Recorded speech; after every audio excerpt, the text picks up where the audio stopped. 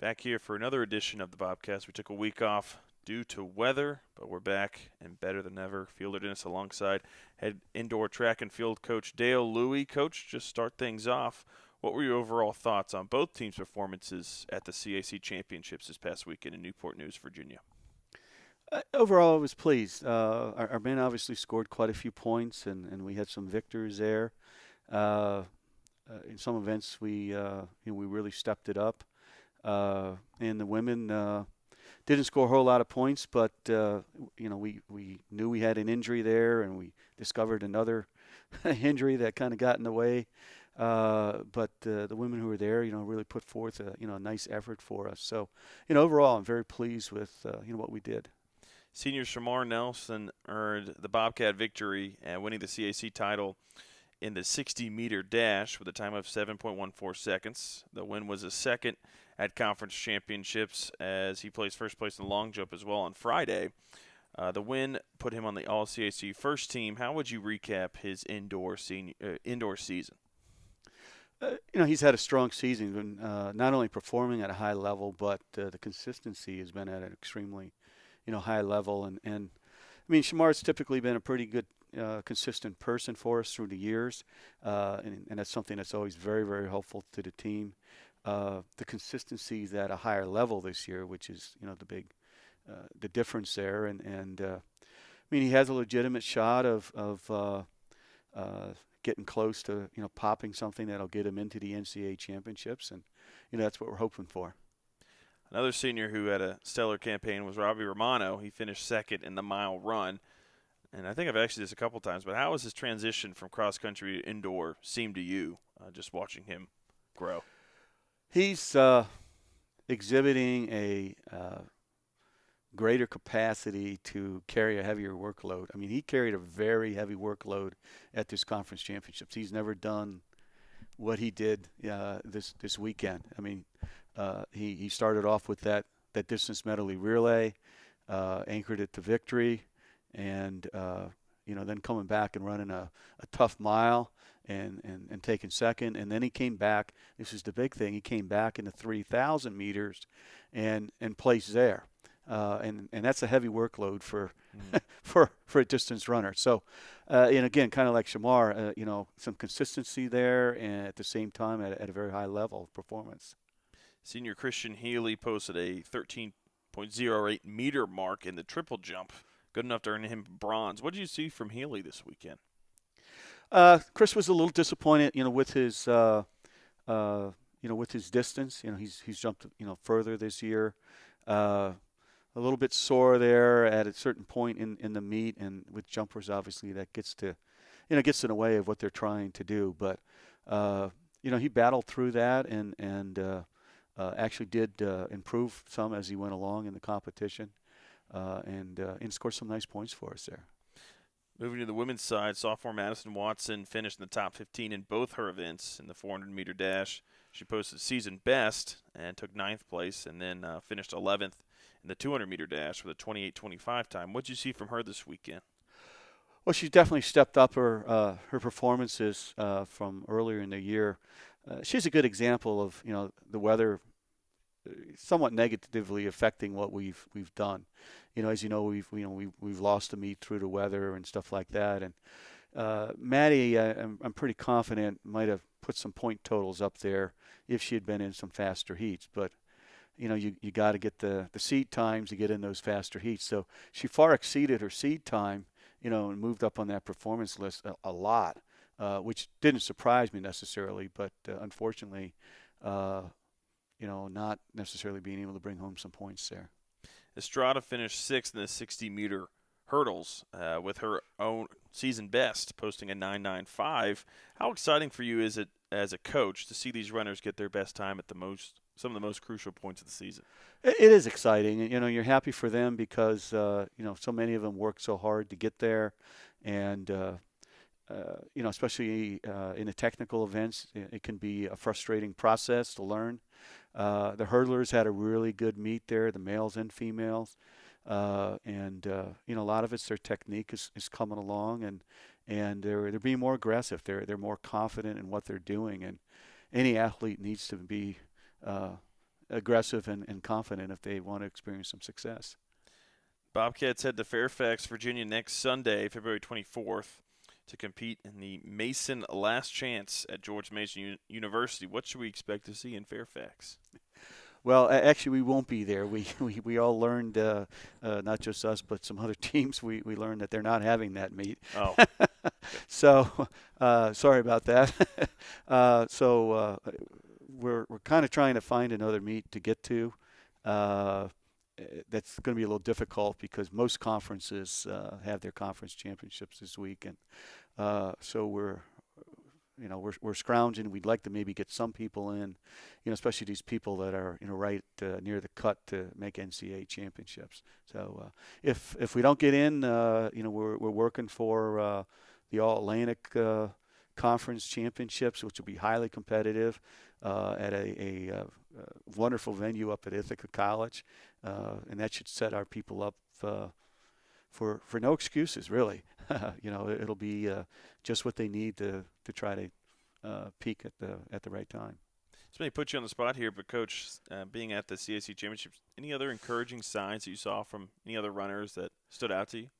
Well, a lot of encouraging signs, really. I mean, our men, Friday evening we started that meet, and you see this a lot in track. I mean, you hear from other sports about momentum and stuff like that. Track's an individual, but it's a team sport, and if you can get some people that get that ball rolling, people start to feed off of that, and we had some people who got that rolling there Friday evening, and that carried over into the next day. And I talked to a coach over the weekend, and that coach specifically mentioned to me that she was very excited about the fact that our guys were getting pumped up as that meet was going along, and she was absolutely right about that. Coach Dale Louie, always a pleasure to talk to you. Thanks so much for the time. Thank you. Back here on the Bobcast, we had a week off, but we're back, and fielded this with Coach Sean Brown. Coach, we'll jump right into it. What were your overall thoughts on your team's performance this past week? I thought we were not locked in defensively. I think we were kind of looking ahead to the playoffs, and that's never good, especially when we're trying to play for positioning. Mm-hmm. That was an issue all week, and we had some really good practices mixed in with some really bad practices, and we laid an egg both games. Looking at the York matchup, Edwin Cole scored his 1,000th point. What can you say about your experience with Cole here at Frostburg State? Well, this is my only year with him. Although I was very instrumental in his recruiting process before I left as a assistant coach here and went and took a head coaching position. But my experience here with him, he's been a great young man. He's a guy with really high character, really real high character kid.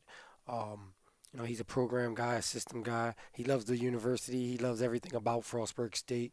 And he really cares about this basketball program. And he really wants to do well. He's improved tremendously over the last 4 years. I'm just proud of everything he's done. Staying with that Spartans matchup, that was a team that liked to shoot a lot of three-pointers for the Yes. Spartans. And you mentioned the lack of focus you thought your team had this past week.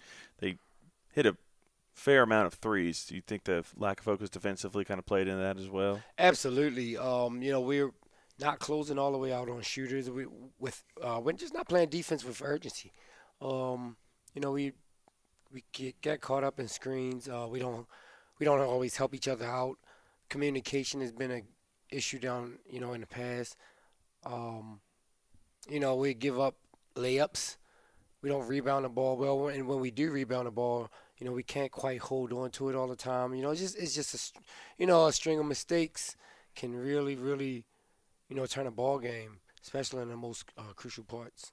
Moving to the Salisbury game, Edwin Cole, Zachary Coleman, and Desmond Leidy were honored for senior night. Yes. What have these individuals brought to the program? Though like you said, your time has been brief here, but in terms of culture building and everything like that. Well, this is my second year with Zach, and again, he's another kid who I was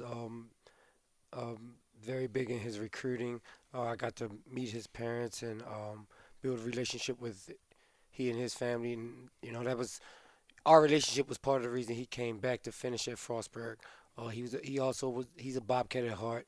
Um, he relished this opportunity to come back and finish strong. Although he switched his major from engineering to physics, he still has a really, really tough workload every semester. And, he never complains. He still gets in the gym, puts in extra work. It's not. I can't say anything bad about Zach. He's a quiet kid. He's funny when you get to know him. Owns all of the block shot blocking records here at Frostburg State, and I'm just so proud of everything all three of these guys brought to the program. How does the focus shift going into the CAC tournament? How do you kind of emphasize to the guys, hey, it's a clean slate, everyone's 0-0? You mentioned that at the post-game press conference or interview. I did, and I also mentioned that to our guys, in the locker room after the game. I mentioned that to our guys after we beat Mary Washington at Mary Washington, when our guys were kind of riding high. Say, hey, look, all this is nice, and no matter where we end up in the playoffs, everyone's 0-0. You lose one, that's it. So remember this feeling. This is how this is the feeling we want to have. So, I reflected back to that Saturday night once we lost and we was in the locker room. Guys were a little down. Told them, look, now the new season's here. Here it is. You win, you go on. You lose, you go home. You turn in your gear, and looking for October 15th of next year. Looking at the matchup, it's this Thursday against Salisbury at Salisbury. How does the familiarity of the opponent play into this matchup? I mean, you played them Saturday, so right. We obviously we know each other very well. Mm-hmm. You split in the season series. Split the season series, right? We played them fairly close here. They played us fairly close when we were there. So it should be a really good matchup again. It should be a really good game. Hopefully we don't start off 15-0 again. Spend all our time trying to battle back into the game instead of playing our style of play and more strategic style of play. But it's going to be a back and forth game, a game of runs, and we're expecting to play well. But I also expect Salisbury to play well. How much confidence do you think the guys have, knowing that they've gone to Salisbury and won a game already, that they can maybe replicate that? Oh, our guys are very confident, and it was oozing out of them yesterday at practice. Guys were playing, were practicing fast. They were practicing really hard. I think we're going to be ready we're going to be ready Tuesday night. We'll definitely give up. It won't be, if we lose, it won't be for lack of effort. Coach, always a pleasure to talk to you. Thank you so much, and good luck Tuesday. Thank you. I appreciate it. Back here on the Bobcast, women's basketball edition, Coach Kerry Saunders with me. Coach, what were your overall thoughts in this past week? Mixed emotions. So 1-1. 1-1, so mixed emotions. Played two really tough teams, and we played two teams that we were fighting for playoff spots against. Mm-hmm. I mean, this week it came down to the absolute wire with 1,000 different scenarios of if you lose, if you win, if so-and-so beats so-and-so. It was a crazy week for the CAC with the teams that were kind of matched up here at the end. But it was a mixed emotion week. We came off of, a big win on Wednesday here at home against York, and then did not play our best basketball whatsoever on Saturday against Salisbury and fell short to them. So definitely mixed emotions, and we've got to figure out, how to bounce back from that ugly loss on Saturday to get this win tomorrow, because season starts, the old saying that like season starts playoffs, and so season starts kind of today in practice again. So we've just got to rework our minds and get ready for this road game tomorrow. Add to the hectic nature of the CAC, here at Frostburg State, we missed 3 days of classes, and our game Wednesday, which was the York matchup, we won, was pushed to Thursday. So talking about that game, what did you like what you saw out of your team in that one? I love the fact that we stayed true to what our game plan was. And, I feel like a robot sometimes saying that of when we come out victorious, we really stayed to our game plan. And we really challenged our guards to get the ball inside to Amanda to get McGowan in foul trouble, Mm-hmm. because she is kind of their leader of that team, and she scored 29 points on us, Yeah. down at York. So we knew that we kind of had to stop her. And we did exactly that. We picked up fouls early on her, which, she had to sit, but then when she came back in, she was playing with two, so she had to play cautious. And really, it was the second half where Amanda just came to life. We got the ball inside to her, and I think she outscored York just by herself or Yeah. something like that. And then the second or third quarters, Yeah. or third and fourth quarters. But that was one of the great things is we're a shooting team. We stand around the 3-point line. I mean, sometimes I feel like we never go inside the 3-point line. So that was a big stretch for us, is to get the ball inside to Amanda, which then allowed some open shots because the ball went inside out. Huge props to Amanda. I keep saying, she has played huge minutes. A lot is on her shoulders, and she played a really good basketball game that day. In that matchup against York, Victoria Diggs scored her 1,000th point Mm-hmm. as Bobcat. What has she just done for the program in her time here? She's done tremendous things for our program. These kids that we have within our program right now have really turned this program around. And she's one of those players. To score 1,000 points in 3 years and being 5'5", Yeah. itty bitty, is amazing. I mean, you look around and you see the other 1,000-point scorers that are up, like she's quote unquote up against. McGowan from York got her 1,000 as a senior, but Diggs is just, she's so crafty, she's so intelligent, she's consistent every day. She puts up a lot of shots, but they're good shots majority of the time. Yep.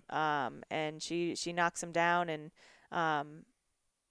she just comes from a great family. She's a great person. I'm really excited about her future as well. But I was proud to get kind of that. She needed 7 points, and I think that's what she ended with, is 7 points. And sometimes that's how it is when you're trying to reach those types of milestones, is it's kind of looming. And she got it right before the half. And I was like, oh, thank goodness, second half she's going to come out and be a little bit more relaxed. But I'm so proud of her. I'm so proud of everything that she's done for this program, and what she'll continue to do. She's definitely been a treat to watch from the sidelines. Moving to Amanda Emery, you spoke about her earlier. She's had not only 25 points against York in a win, she had 2 stellar games this week. Mm-hmm. How has she embraced her elevated role? She's really become the bona fide number 2 especially offensively this season. Yeah, I think when Sydney went out, it was kind of, I remember being in the training room with them, and Amanda was joking with Sid, like, you left me, and they've known each other and each other for so long, for 3 years here. Mm-hmm. They kind of yin and yang each other, but she has stepped up so tremendously. We've kind of altered some of our defenses to try and protect her. I've told her, you've got to be smart in the first half of these basketball games, because we can't have you on the bench in the first half. And her power and her grit and her force and everything about her, like, you don't want to come across her in the paint. Mm-hmm. She is so strong. She's a force.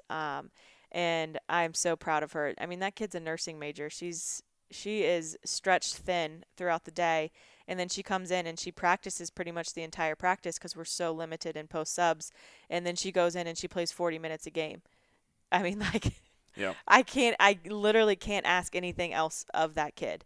And it comes from, and it honestly all started this summer when she put in so much work, and she came back and she was in the best shape of her life. And what post player of her of her caliber can play 40 minutes a game? I mean, that's a huge testament to her, and everything that she's worked hard to do. And she's a pretty coachable kid. So I'm so proud of everything that she's stepped up to become, and she's earned it. She's worked. It hasn't just been handed to her, and she's worked extremely hard for it. So I'm so happy about the progress and the success that she's had this week and weeks prior. I think that she's been, since Sydney has gone out and now Anna went out, she has stepped up, and proud is just the one huge word that comes to mind. Definitely in line for an all-CAC conference player, Amanda Emery. Moving to the Salisbury game, I spoke about this a little bit with Diggs. Megan Kelly and Trata Viscala were honored for Senior Day. What have they done for the growth of this program, similar to what Diggs? They mean so much to me. Are my first true 4-year recruiting class. So they were my first recruiting class. I brought in like 6 kids that year, and they're the 2 that have survived and literally survived, because those first 2 years of their college career was not pretty. We were going, I think the first year, Megan and Jazz's freshman year, I don't think we won a conference game, and that was just 4 years ago. Yeah. So the progress and they went through that. Like, not many kids can stick through that type of season and just believe in everything that we wanted to do as a program. And I told them when I recruited them, I was like, listen, if you stick with it and you don't lose faith, we will be right in the mix by the time you're an upperclassman. And that's exactly what's happened. And they stuck through the hard times. They stuck through the Frostburg basketball isn't going to be great, isn't going to do this, 0-win conference seasons, to competing. I mean, on Saturday we were competing for third place. We fell short, but we were competing for third place, and that hasn't happened in a very long time. I mean, Megan has had a really great career here. She's obviously a great shooter, a great defender, and she's been bounced into multiple roles. Jasmine has had, definitely her ups and downs through these last 4 years, but she has really kicked it in for her senior season this year and doing exactly what, she needs to do, which is defend, keep the ball moving and just bring that energy to the floor that she brings to the team. So, those 2 will always have a special place in my heart, and I just, I keep telling them that it's not over yet. So we got a big road ahead of us here. Well, as we look at that big road ahead of you, the CAC tournament play, what do you want the mindset to be the most crucial point of the season for your locker room right now? I think the biggest thing right now is take a look at all the success that we've had as a program this year, and we are in a position to keep that success going. So kind of like turn the page a little. Like, it's playoff week. Mm-hmm. Clean slate. That's Clean what Coach slate. Brown was talking about. Yeah. I think my assistant coach, one of my assistants, said it in the locker room after the game on Saturday, is like, everyone's 0-0 right now. Mm-hmm. Everyone's record is 0-0 heading into Tuesday.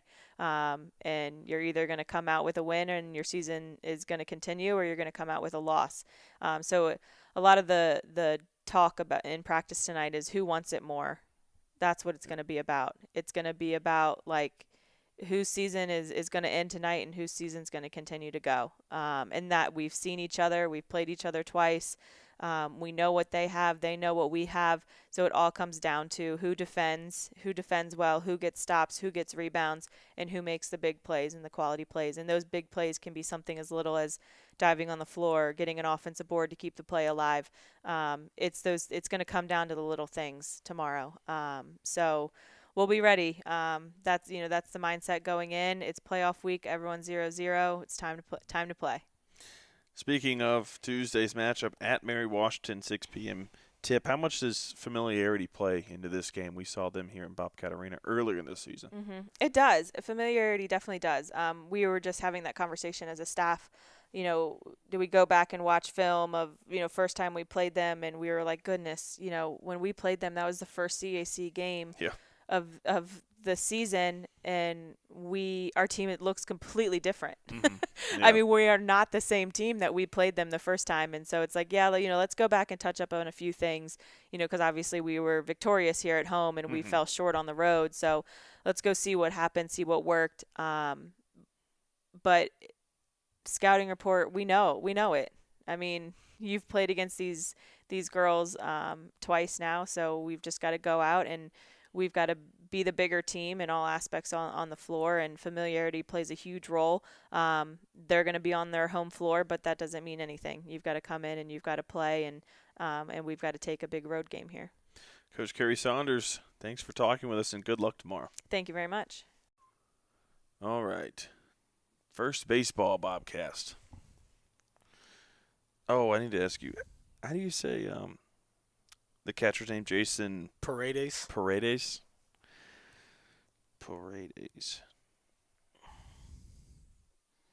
All right. And then it's just roll, Roel. Mm-hmm. All right.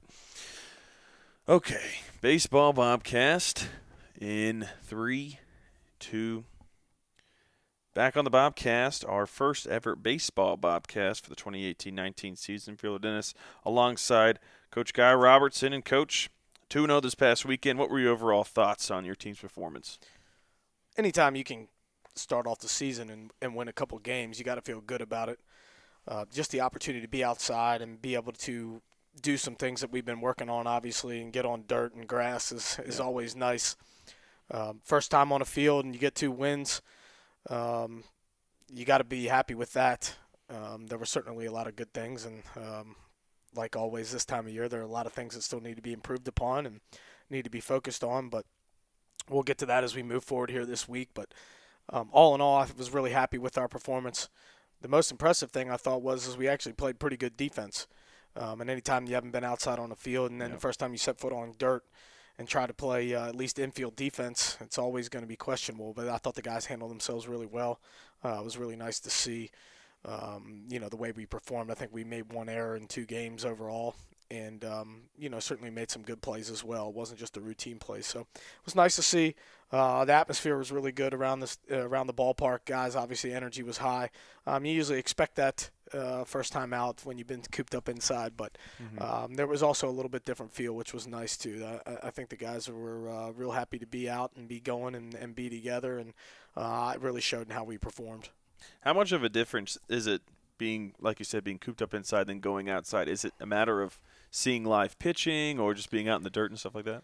Well, you can't ever simulate baseball inside unless you have some sort of turf facility, and you typically play on turf fields, which we don't, and we don't. We are fortunate we have some things here where we can make some things game-like, but anytime you're inside seeing pitchers against hitters live just in a cage or whatever, it's never normal. So there's always going to be an adjustment there. Taking ground balls on a gym floor, there's going to be adjustment there. Going out, just the hops are going to be completely different. Are they going to hop? Are they not? From grass to dirt versus just being on the rubber floor here.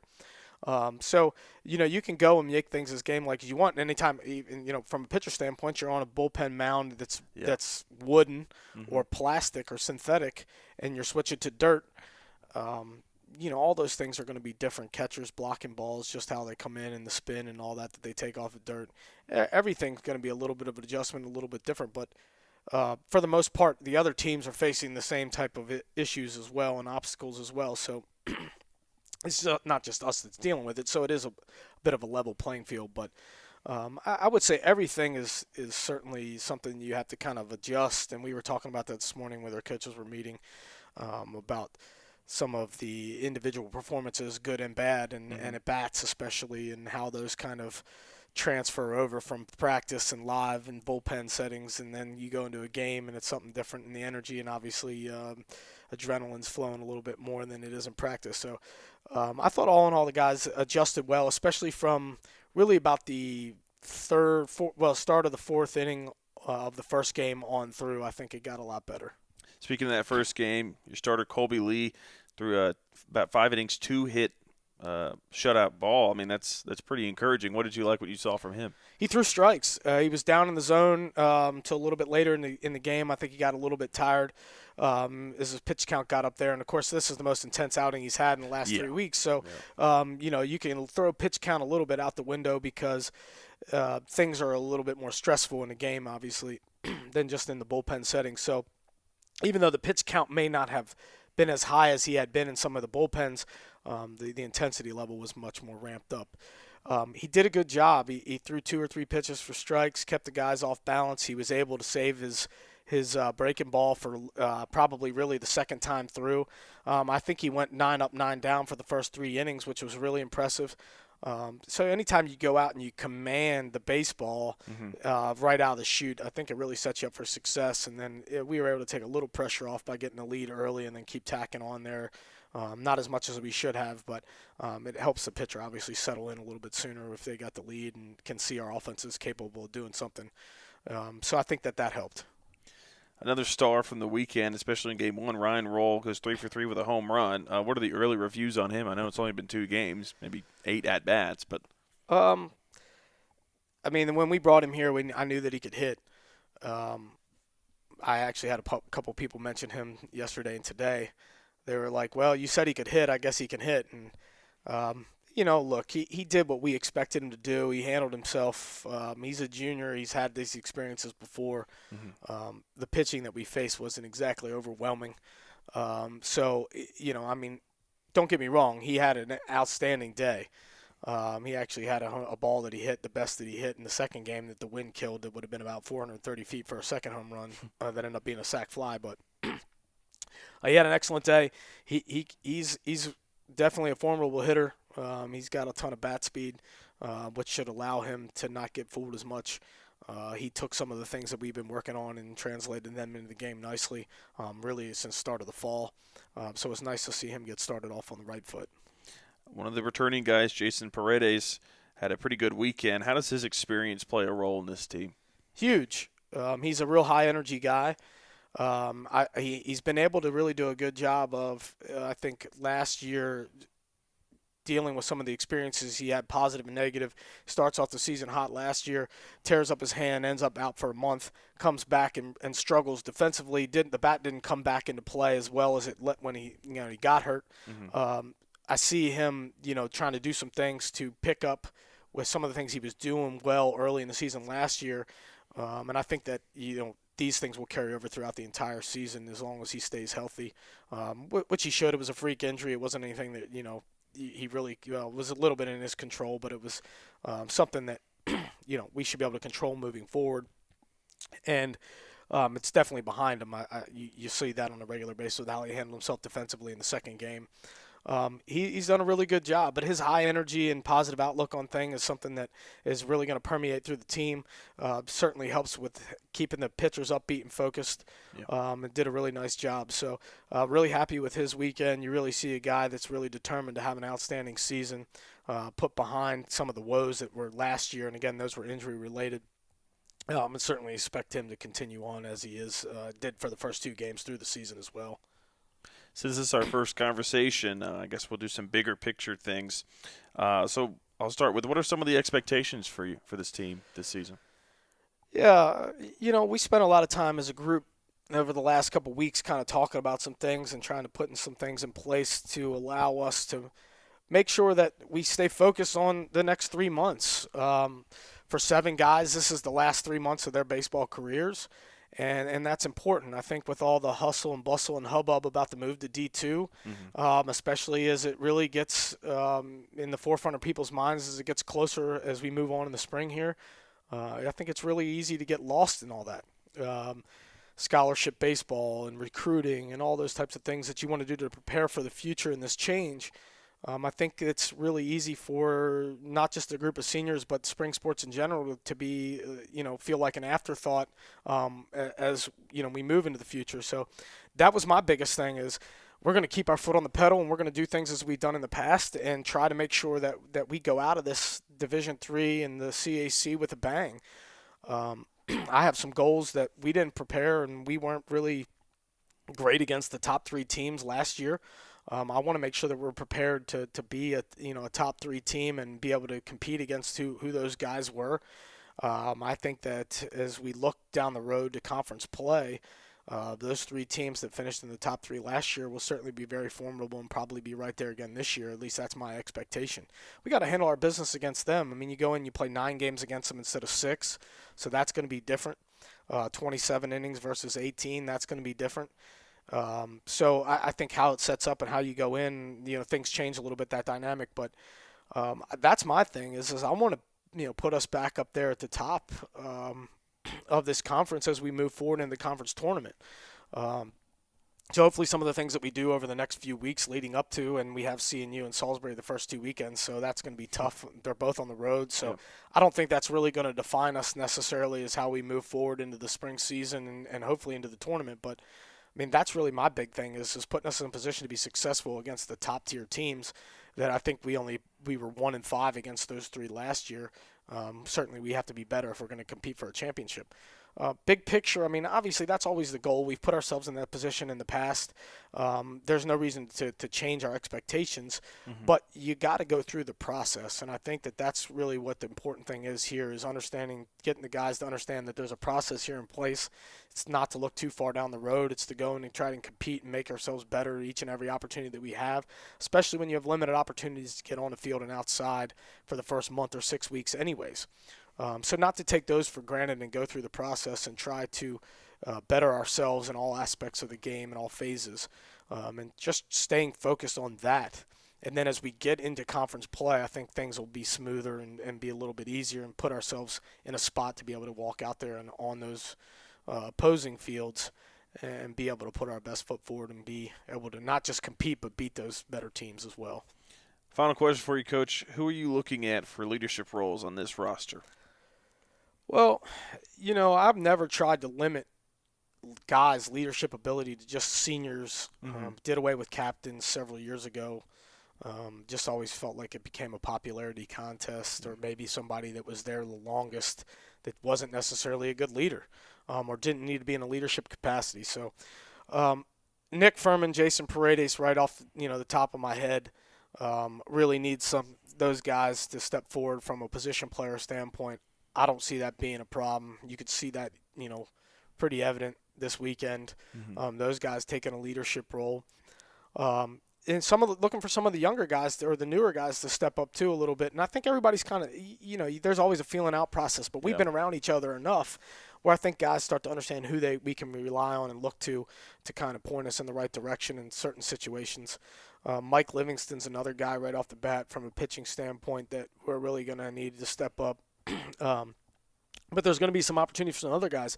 I mean, Mike's a guy that's, half here and half not with nursing down at Allegheny Community College, so there's going to be times where his schedule prohibits him from being here all the time, and it's kind of mixing and matching. So Colby Lee's a guy that I feel very confident that he can step up and be a leader, even though he's only a sophomore. He's a third-year guy, having redshirted, and going to be a guy that we think can be successful.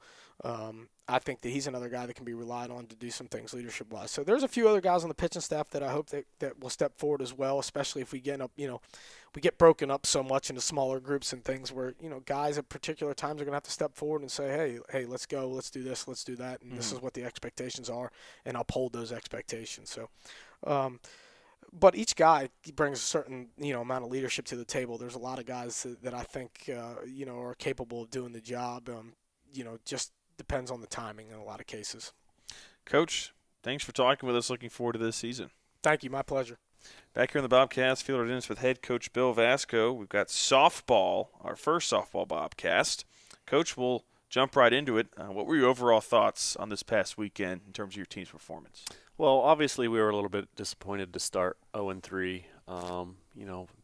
The one thing is that this was our first opportunity to get out onto a field since mid-October, and the first opportunity really for all of us to work together with the new coaches that we have on the staff. And, we knew it was going to be a little bit of a learning experience for all of us, and not really having much of an opportunity to do full scrimmage type work and anything, that we were going to have a lot of new faces on the field and just, trying to mesh a little bit some of the things. So, even though we were disappointed with, the results, there were a lot of positives that we took out of what we did over the weekend. And, we also learned a little bit about some of our weaknesses and areas that we really need to focus on before we play again in 2 weeks. So, disappointed, but we took away some positives, and we also have some things we know what we need to work on and move forward. I asked Coach Robertson the same thing. How does that transition from going into the gym to the diamond? What are some of the things you look out for? Live pitching, the ground balls. Are those the kind of things that are big changes, I guess, for the players? Yeah, I mean, we had a lot of opportunities to work off of our pitchers live in the cages. So, and obviously offensively that was pretty much our strength, and I had a good feeling about going into this weekend that we were going to hit the ball well, and we did. So I thought we were pretty well prepared for that. But in terms of, getting some live base running, and we did good with that part, but, it's more moving from the surface of the gym to working on ground balls out on the dirt, getting actual real fly balls on the run in space. and just a lot of the timing part of it, of being in a game situation. That's really tough to simulate inside, where you don't have much of an opportunity to work on all of the phases of the game at once, where you're really segmenting it when you're inside, and then you get outside and put it all together, and the game's at a little bit different speed, and you can't really practice it that much inside. So I don't want to make excuses for being inside in a gym or whatever, and I knew it was going to be a little bit of an adjustment putting all the pieces together in one and playing together. And so now we got to go back and figure out what we can do better to manage that, while we're most likely going to be practicing inside for the next week and a half before we play again. So you talked about some of the things you liked, what you saw in terms of hitting and whatnot, but what were some of the changes you'd like to see? You kind of hinted at that, but what specific things would you like to see going in? I think primarily that I just want us to be a little more aggressive. Especially on the defensive part, I thought we were a little bit timid in some situations, and realizing that it was our first opportunity to get out there, I expected a little bit of that. I mean, we were aggressive at the plate, we were aggressive on the bases. I just think, in terms of what we do defensively, we need to put our players in situations in practice to work on a little bit more competition and environments that simulate game situations a little bit, so that we're a little bit more prepared for that. Who specifically this past weekend really stood out to you in terms of their performances? All four of our pitchers. Obviously, Allie got injured in the first game, so she didn't get as many opportunities over the weekend as we had hoped. But, I thought our pitching staff as a whole, all four pitchers, did what we asked them to do, which was, get ahead of batters and give our defense opportunities to make plays. So I was really pleased with that, because we had some inexperience on the pitching staff. So I was pleased with that. Hitting-wise, I thought we did a pretty good job of being aggressive at the plate and jumping out early and scoring a lot of runs and putting the pressure on the other team. So those things really stood out. There was, at the plate, Olivia Ford did a great job of setting the table for us. She went 6 for 11 on the weekend, and was on base a lot and scored some runs. Caitlin did a good job. She had 2 home runs, had a lot of RBIs over the weekend, and then one of our freshmen, Amber Keene, at the plate, did a good job. She went 4 for 10. So we had a lot of opportunities. We had a lot of base runners, and we could have scored even more runs. So on one hand, I was pleased with getting a lot of base runners and picking up and scoring a lot of runs, but we left a lot of opportunities on the table that we can't afford to do that, especially early in the year. As we mentioned, not being able to get outside and do as much defensive work. The offense has got to pick it up, and we can't leave opportunities on the table when we have base runners on in scoring positions with less than 2 outs. So we'll continue to work to get better on that as well. We're 3 games into the season, and I know it's early, but there's a variety of lineups used. Was that tactical, or are you just trying to figure out people's spots? Yeah, I think that we knew going in that since we hadn't had a lot of opportunities to do full live scrimmage work, that we wanted to be able to see some different people in different positions, just to see how they reacted in a game type environment. So we on one hand wanted to make sure that we put the best lineups possible to give us a chance to win, but at the same time we knew that we have enough depth on this team that we can plug in some people in different places, and then right now it's just kind of trying to figure out the right combination that's going to work best for us. Looking at this week, what are you looking to do in terms of preparation for the upcoming tournament on March 1st? I think primarily there are a couple of things that we can work on offensively that, primarily inside pitch, working on that to get a little bit better. And obviously defensively when we struggled a little bit, making some errors, backing up our pitchers. I think one of the things that we really want to focus on is just putting the players in a little bit more competitive situations in practice with a little more adversity, so that they really got to work on stepping up and making the plays when it counts in the game. I think that'll be the big focus of what we work on over the next week and a half. Moving into the big picture here, what are some of your expectations for this team this season?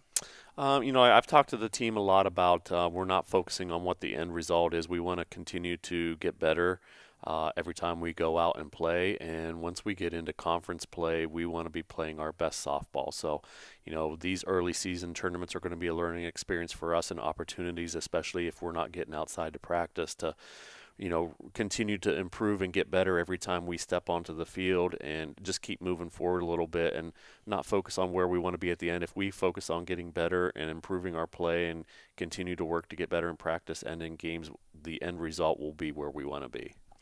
This is a bit of a loaded question, but who are you looking at for leadership roles in this roster?